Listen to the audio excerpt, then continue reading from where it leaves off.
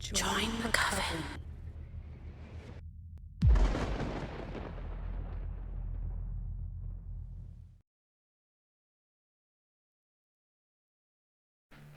Today's video is brought to you by Audible.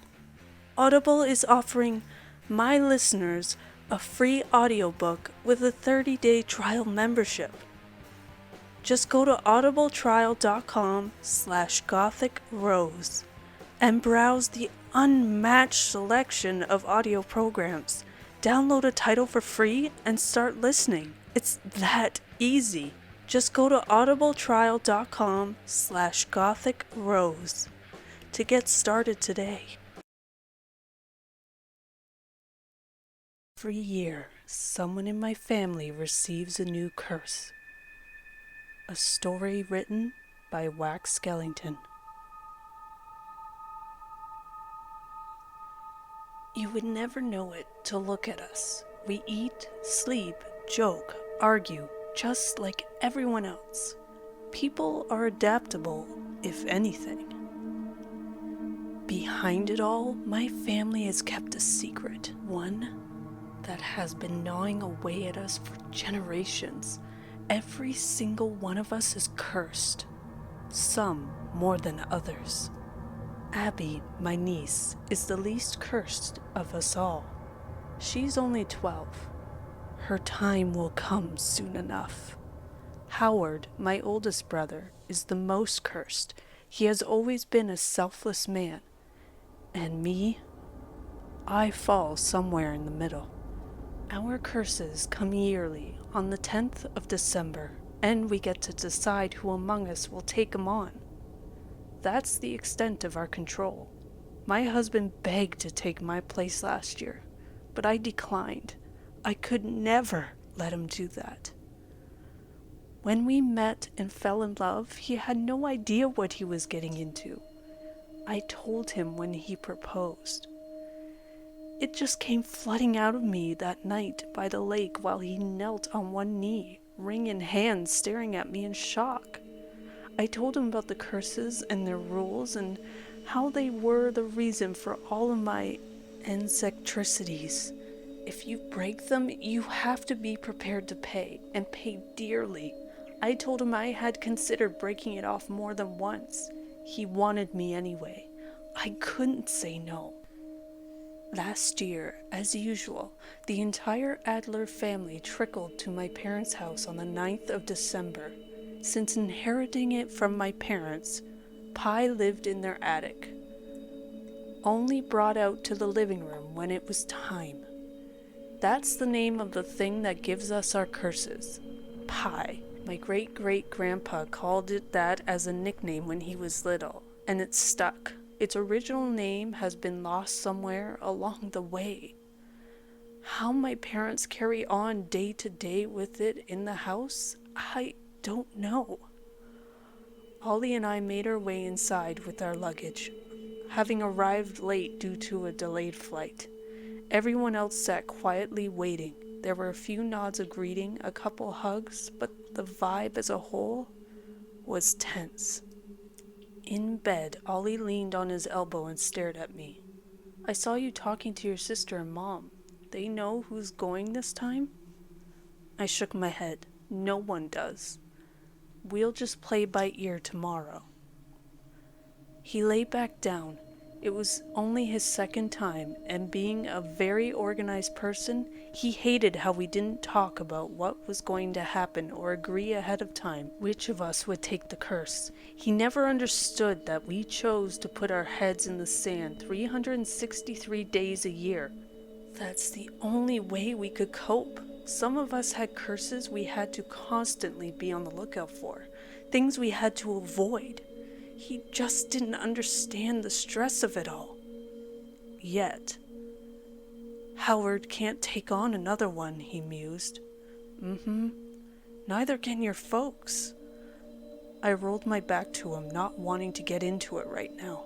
I already knew I was doomed to a night without sleep. I at least wanted it to be quiet. He continued, hushed. Liz is pregnant, so she's out, and Richie, is it? He's got a real bad one, so it's not fair he takes another. John can't cause... Well, he has issues, so who does that leave? Babe, please, just leave it, okay? We can do this tomorrow. The bed moved as he slid over and snaked his arms around my waist. Abby, Nate, Helen, you? Please, just no more. He kissed the back of my head. And me. We ate breakfast around the big table. Bacon, eggs, juice, pancakes. Howard had rolled oats and coffee. Not much in his life wasn't impacted or restricted by his curses. Watching him broke my heart all over again. At noon, we drifted into the living room. Mom had placed pie on the mantelpiece. Looking at it, you never know the misery it caused. Carved from wood, it was a blocky, clumsy thing that somehow resembled a bullhead, except with a shortened snout and circular eyes. The mouth was ajar and carved out, just big enough for a hand to fit inside. Mom brought in the yellow book, a tattered guide to some of the curses compiled by someone or something when all of this began. It had been added to by a very long line of descendants over the years as well. She placed it on the coffee table and took a seat, hissing as she did so. Her very last curse had not been written in the book, which left us in a scary limbo for fear of accidentally breaking a rule. In time, we realized it was a physical curse that had manifested as rheumatoid arthritis, and we added it to the passages. Abby scooted onto the floor, staring up at Pie eagerly. I can do this one if you guys want me to. She was so brave, so much like her uncle and her father. Richie immediately began to sign in her general direction. Helen, my big sister, dressed in all black since her last curse, vetoed color clothing, put a soothing arm on him. It's all right, she won't be taking one. She shot a stern look at Abby, who stared at the floor, frowning. Richie went on. You won't be either, Helen. We've given enough. Yeah, well, that's how it works. Suck it up. The kid wants to do it. John, my other brother, sniffed. He was shaking and kept licking his lips, probably withdrawing already. I realized he wouldn't dare bring his smack into Mom and Dad's house.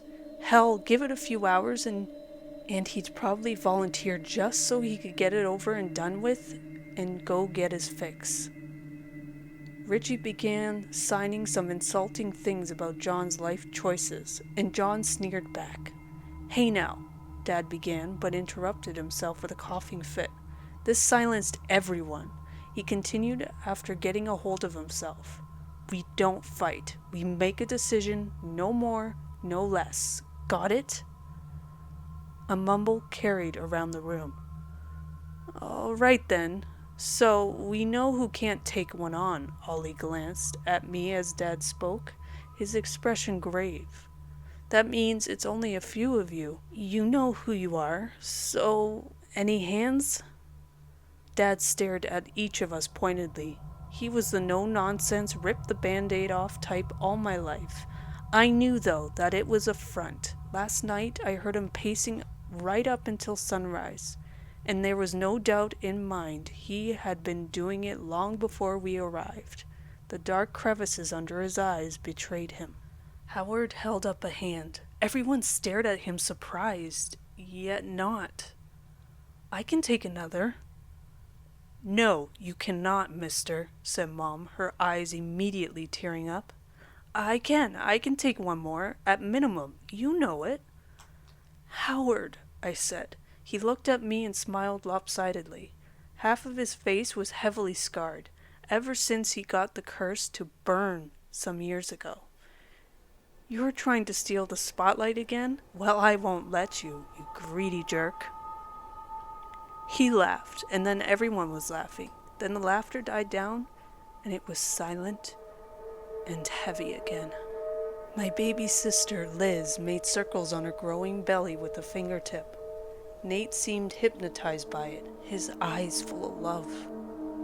He was the most eligible of us all, aside from Ollie. He had only taken one, and it was an easy one. He was lucky. Maybe we should use that luck. I shot the thought down. Liz was expecting.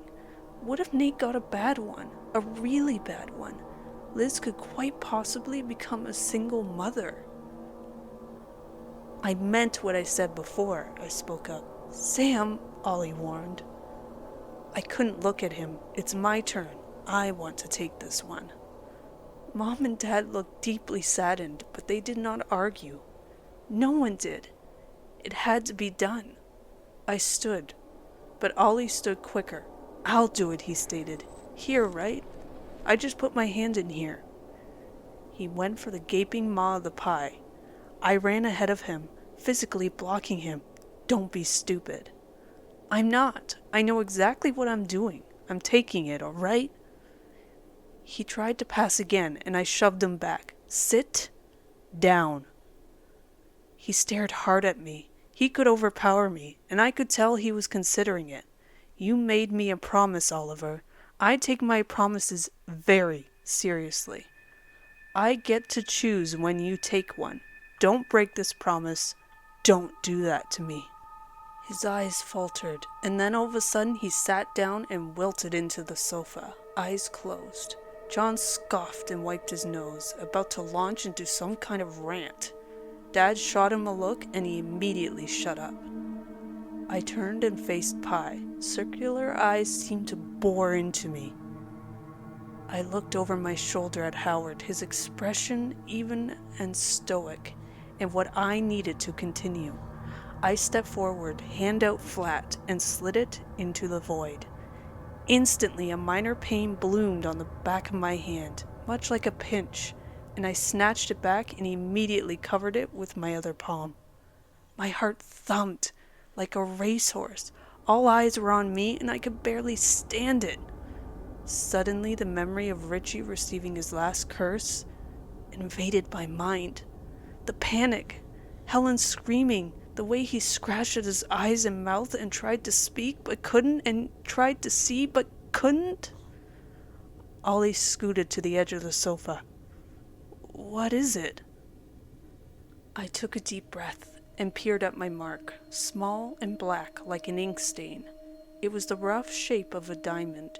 In a few months it would be gone, soaked up. Unlike the curse it represented, that was forever. I don't recognize it, I said, though that didn't mean much. I pored over the book a lot as a kid, but there were simply too many curses to memorize. I showed the mark to Mom. She moved the book to her lap and carefully began leafing through pages, Abby hovering over her shoulder as she liked to do. A minute later she froze, eyes wide, finger pointed at the line on a page. What? I asked, voice pitching. Just tell me. Ollie squeezed my hand. His was sweating. 30 million heartbeats, Mom uttered. Oh boy, that doesn't sound good. I almost fell down, but Ollie kept me standing. What does that mean? He practically shouted. It means, I stammered, it means that's what I have left. Wait, Abby cried. She wrested the book from Mom and stared into it. Richie frantically began signing again, but Helen stopped him gently. The shape's not right. The top's wrong. Let me see. I walked to her on wobbly legs and offered her my hand. She studied it and returned to the book. Mom looked awfully pale. I sat down beside her chair. I'm right, see? Abby smiled wildly. It's not a million heartbeats. It's this one. Sleep, foot, east. Foot, east? I repeated, double-checking my marking against the curses. I closed the book with a soft thud and stared at Abby and then Ollie. It matches. Oh my God, Mom breathed shakily. I'm so sorry. I thought these old eyes of mine. I leaned over and hugged her. It's all right. I'm very thankful for your old eyes right now. Howard erupted into laughter. Outside, we bid each other farewell and exchanged the usual, "Stay safe, look out for your curses." John was the first to leave, even though Mom and Dad asked him to stay the night. Then Richie, Helen, and Abby. I hugged Abby extra tight. Nate and Liz left next. As usual, Howard brushed them all off. He thought it was wrong to have children, because the curse could end with us if we didn't. But Mom and Dad insisted it wasn't that easy. That to end the curse's lineage, one way or another, would have terrible consequences that reached far outside of our family. They could never go into specifics. Those two seemed to have been lost to time. Howard waved out the window as the taxicab took him away. He didn't leave his home much. Too risky, and had no electricity. If I was lucky, he'd reply to my letters. I said the final goodbyes to my parents. Dad had another coughing fit, and I waited with him until it was under control. "Go on, enjoy the year as best you can," he ordered me. Ollie and I got in the car. He took my hand and ran his thumb over my mark. "I still can't believe all of this is real. Sometimes..." "Me neither." He kissed the mark. "Guess we have a bedroom to reorientate." We exchanged warm smiles. He was just trying to cheer me up, and I appreciated it. But inside, I couldn't stop thinking about my curse. I always promised to be honest with Ollie, but there are some things I just can't bring myself to share, even now. Things like the fact that Mom wasn't wrong. Abby was.